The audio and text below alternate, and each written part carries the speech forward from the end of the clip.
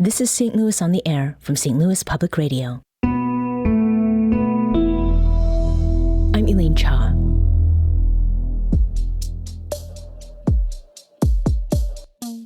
For many people, end-of-life care, specifically what kinds of intervention a person wants to keep them alive, comes up when death is close, either to oneself or a family member.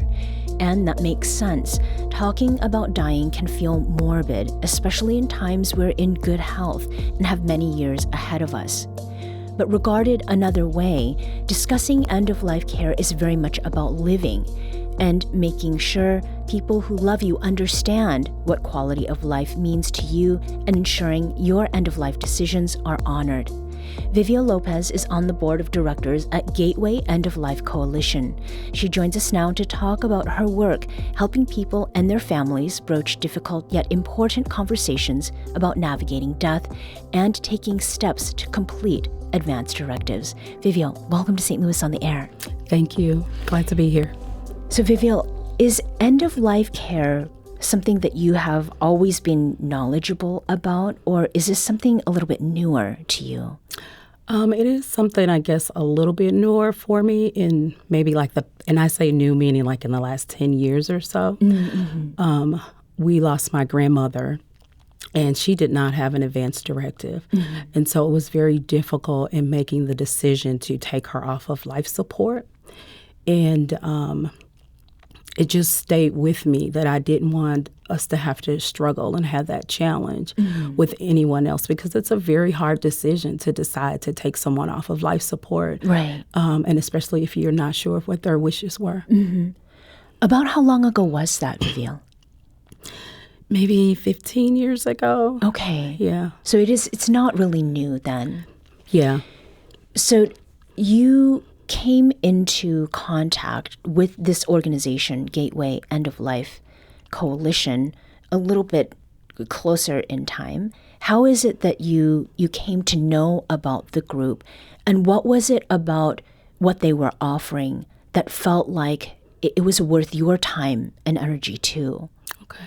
Again, it was from that experience with my grandmother. I saw a flyer at the library that they were doing a session on advanced directives. And at that time, I didn't really know what an advanced directive was. Mm-hmm. But it seemed like it was something, again, that was really important for us to discuss. And so I went to the session at the library, and I was very impressed with how they went through the advanced directives, and it was very comfortable and like a conversation, and that's what I have been comfortable with. Mm-hmm. And so immediately I shared with them that I wanted to learn how to do this, and I wanted to be intentional about taking it to Black and Brown communities. Mm-hmm. And this intersected with something that you were talking about with your aunt, right? Mm-hmm. Tell us about that.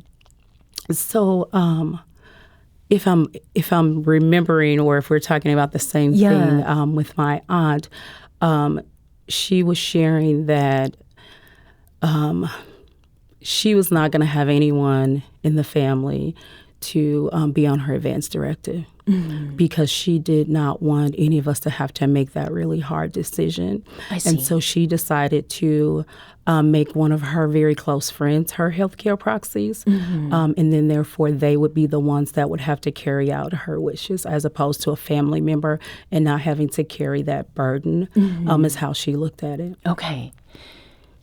You've mentioned Black and Brown communities, and there is a disparity in completion of advance directives.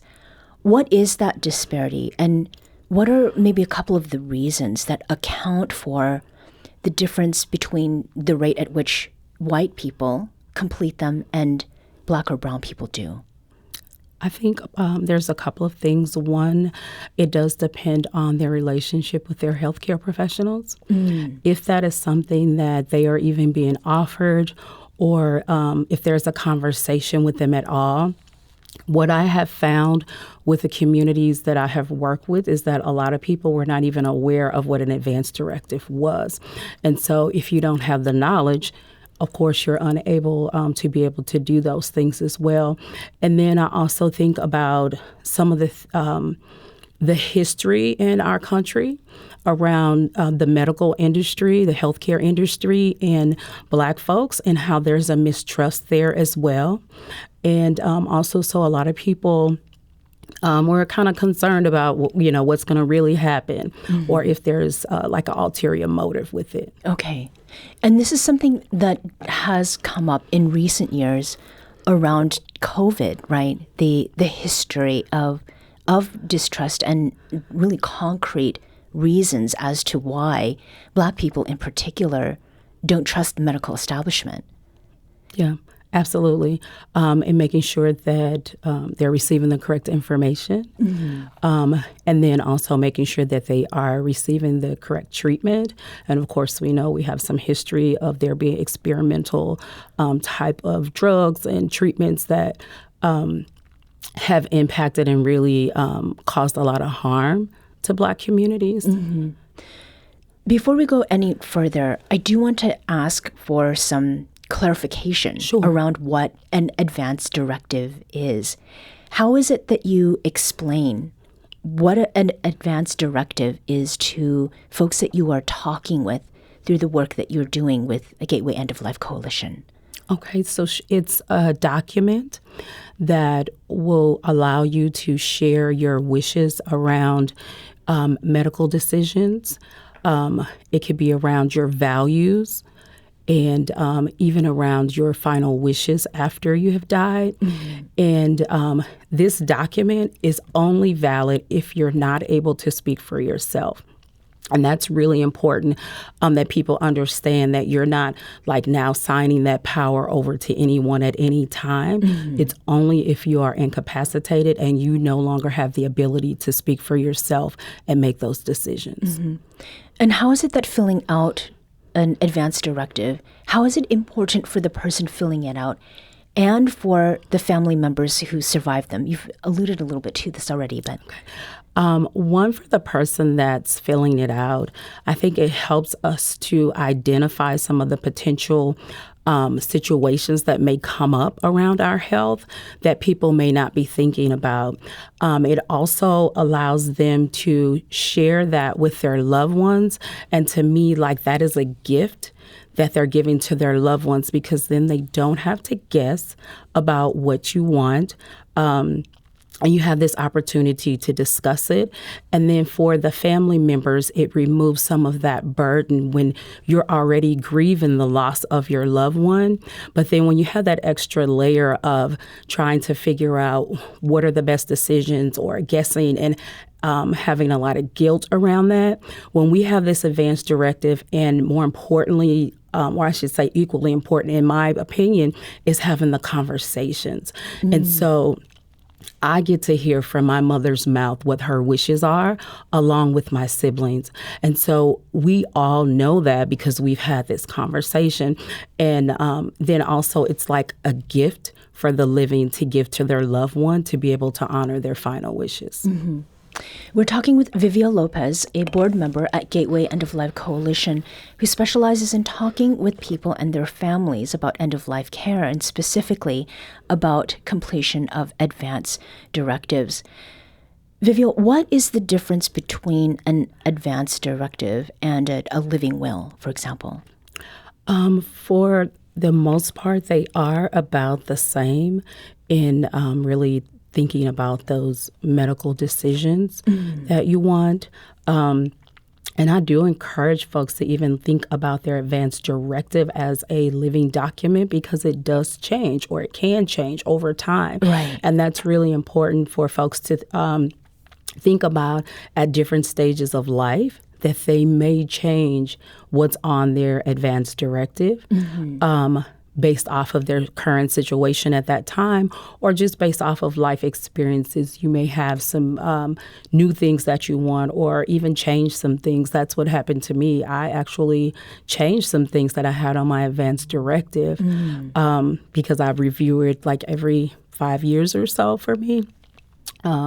But yeah, and it's good to review. It may seem kind of sad, but on your birthday, that's annually. Oh, right. Right, but that's a moment that can kind of remind you to like, let me look at this and make sure I have everything in order. And this is still how I feel about my values or certain things that are on there. Mm-hmm. And I think to your point about it's being a gift for yourself and for others too is very pertinent there. Is the cost of putting together an advance directive one of the barriers that people have brought up that you've observed? I mean, retaining an attorney can be really, really expensive. So what about concerns like that? Right. Well, one of the great things is that you can do an advance directive without an attorney. And that actually may be one of those things, too, that folks are thinking that they need to be able to afford an attorney, but you do not. And there's different documents out there that you can use. One that I do love to use is 5 Wishes. Mm-hmm. And that's a document that takes you through different steps, different scenarios that you could potentially be in. And again, going to your values and some things that you may want done after your death. And that, if you order it from somewhere, I think it's like $5. You can order it online. Mm-hmm. But with our organization, that is something that we do, is go out and work with organizations and families and groups to complete their advance directives, explain it, as well as complete the actual directive. And there's no charge. Mm-hmm. There's no charge if they, come and allow us to come out and share that with them. Yeah. So this is something that you have direct personal experience with in a 9 PBS special that aired that is about end of life. You are talking with family members. How is it that age consideration should come into play? So, how soon in life should someone be thinking about filling out an advance directive? So I would say by the time someone is 18, when you're considered a legal adult, you should have an advance directive. But of course, as families are comfortable, you can begin to have those conversations a little bit sooner. But definitely, I would encourage everyone 18 and over to have an advance directive.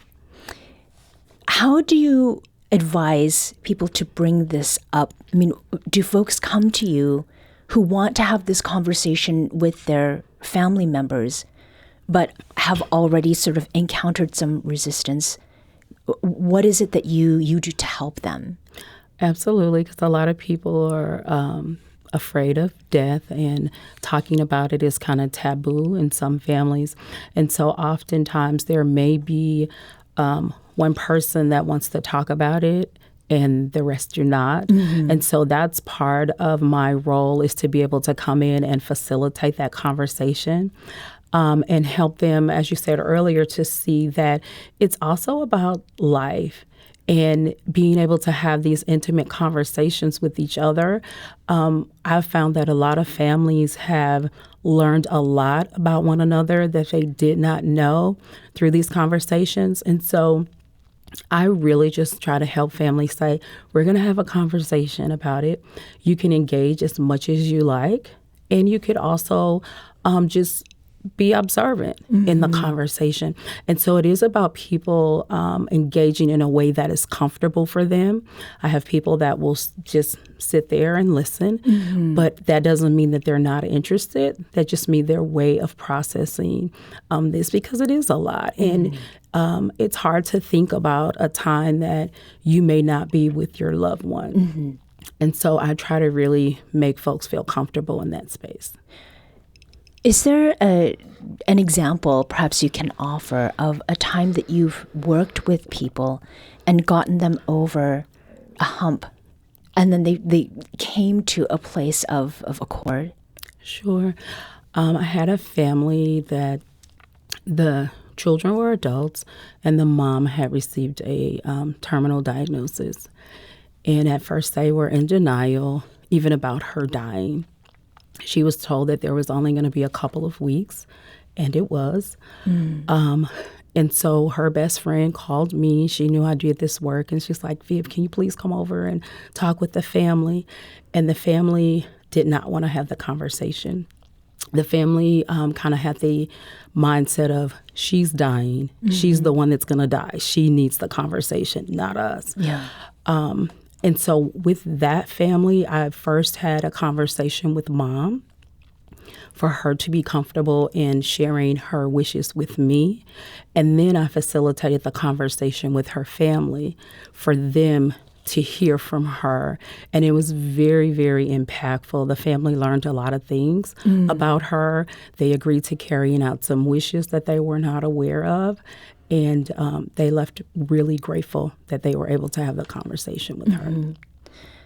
Are there certain questions that come up often from those you are speaking with, or do you actually end up doing more of that in order to get people on the same page, as it were?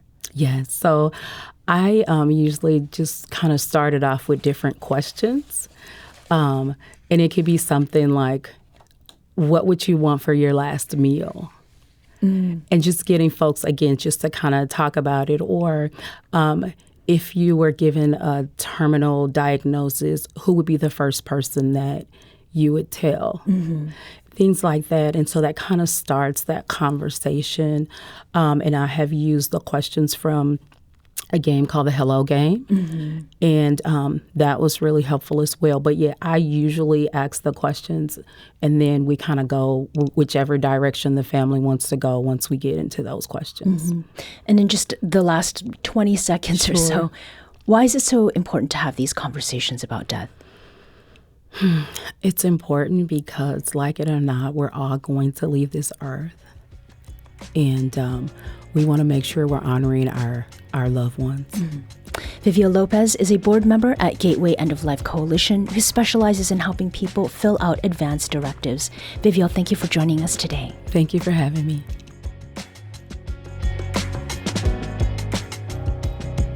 This episode was produced by Jada Jones. Audio engineering and podcast design by Aaron Dorr. Our executive producer is Alex Hoyer. St. Louis on the Air is a production of St. Louis Public Radio. Understanding starts here. Do you find yourself regularly listening to episodes of St. Louis on the Air? Suggest us to a friend you think might enjoy our conversations. And leave us a review and rating on Apple Podcasts on the App Store. It's the simplest way to help people discover our show.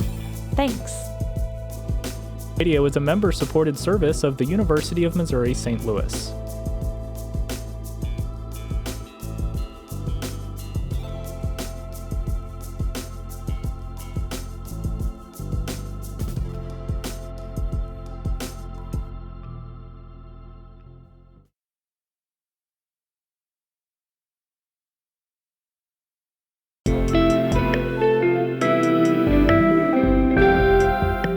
The Gateway brings you the day's news each weekday from around the St. Louis region and the state capitals in Jefferson City. Our schools are accredited.